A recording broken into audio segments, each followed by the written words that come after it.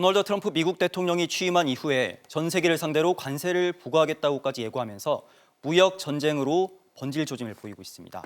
우리에게 어떤 영향을 미칠지 이성일 기자와 함께 자세한 이야기 한번 나눠보겠습니다. 네.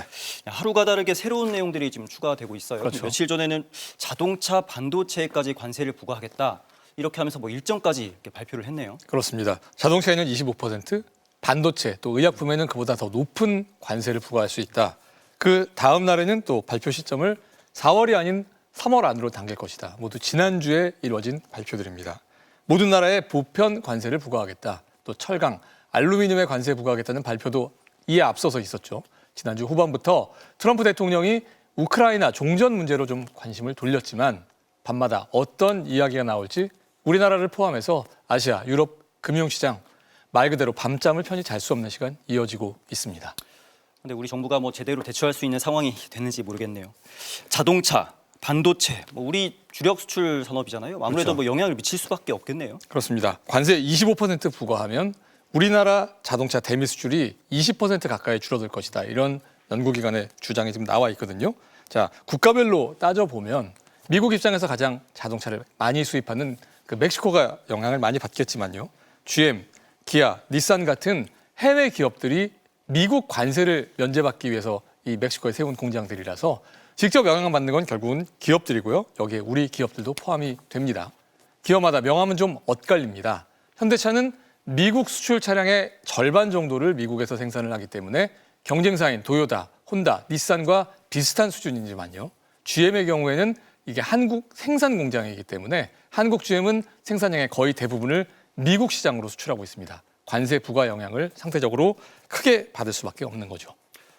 이게 모든 나라에 관세를 부과하겠다. 네. 이렇게 하면서 보편 관세 이렇게 얘기가 좀 나오고 그렇습니다. 있는데 우리나라에는 어떻게 영향을 미치는 건가요? 일단 보편 관세 표적이 될 나라로 인도, 태국, 또 베트남 같은 국가들을 국내외 분석기관들이 가장 우선적으로 지금 지목을 하고 있습니다. 미국 상품에 상대적으로 높은 10% 전후의 관세를 부과를 하면서 미국과 무역에서는 상대적으로 큰 흑자를 보는 국가들이죠. 보편 관세에서 가장 중요하게 고려하는 요인이 두 국가가 서로에게 부과하는 세율이 얼마나 되느냐, 이 차이이기 때문이거든요. 자, 이런 관점에서 보면 우리나라가 수입품에 부과하는 평균 관세는 비교적 높지만 자유무역 협정을 체결한 미국 제품에는 관세를 거의 부과하지 않는다는 점에서 좀 유리한 점이 있습니다. 다만 여전히 안심할 수 없는 이유가 있는데 이건 미국이 최근 비관세 장벽을 거론하고 있기 때문이거든요. 대표적인 경우가 바로 EU인데 미국과 EU가 서로 부과하는 관세는 비슷한 수준이지만요. 미국에는 없는 부가가치세, 유럽 대부분의 국가가 20% 넘는 세율을 지금 갖고 있는데 이걸 관세로 간주하겠다라고 문제를 삼고 있기 때문입니다. EU는 이게 78년 된 세금이다. 또 미국에 있는 소비세와 비슷하다. 이런 일리 있는 항변을 하고는 있지만 이런 논리가 과연 현실적으로 먹힐지 그 한계도 좀 잘 알고 있는 것 같습니다. 미국 정책이 그 세율의 차이, 비관세 장벽 다 모두 상대를 압박하기 위한 명분에 불과하고 진짜 목적은 무역 적자를 줄이는 데 있다. 이렇게 분석이 있기 때문이죠. 그런데 이렇게 우리나라 같은 동맹국을 향해서까지 이렇게 강하게 요구하는 것, 좀 예상이 됐던 일인가요? 좀 예상 바뀌죠. 하지만 무역 흑자를 많이 내는 국가라면 꼭 동맹국이라고 해서 봐주지는 않고 있잖아요.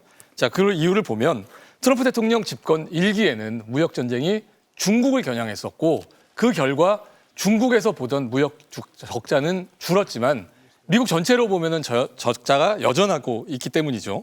자, 그러다 보니 2기 정책은 멕시코나 캐나다처럼 국내 총생산에서 미국과 무역 비중이 20%를 넘을 정도로 의존도가 높은 무역 흑자국들이 우선 타겟이 된 것 같고요. 1차 분쟁 이후에 미국에 대한 의존도가 크게 줄어든 중국은 역설적으로 그 순위가 뒤로 밀렸기 때문으로 볼 수가 있습니다. 네, 이런 것들이 좀 협상을 유리하게 끌고 가려는 전략 아니냐, 네. 이런 의견들도 있던데 좀 어떻게 봐야 할까요? 협상력이라고 보는 관점들이 있습니다. 이 대표적인 사례는 콜롬비아와 관련된 이야기인데요.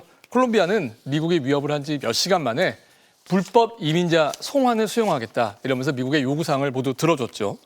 협상용으로 써야 한다 이런 입장에서는 관세를 부과하면 미국 내에 판매 가격이 올라가서 결국은 미국 경제에 도움되지 않을 거다. 이런 분석을 근거로 들고 있습니다.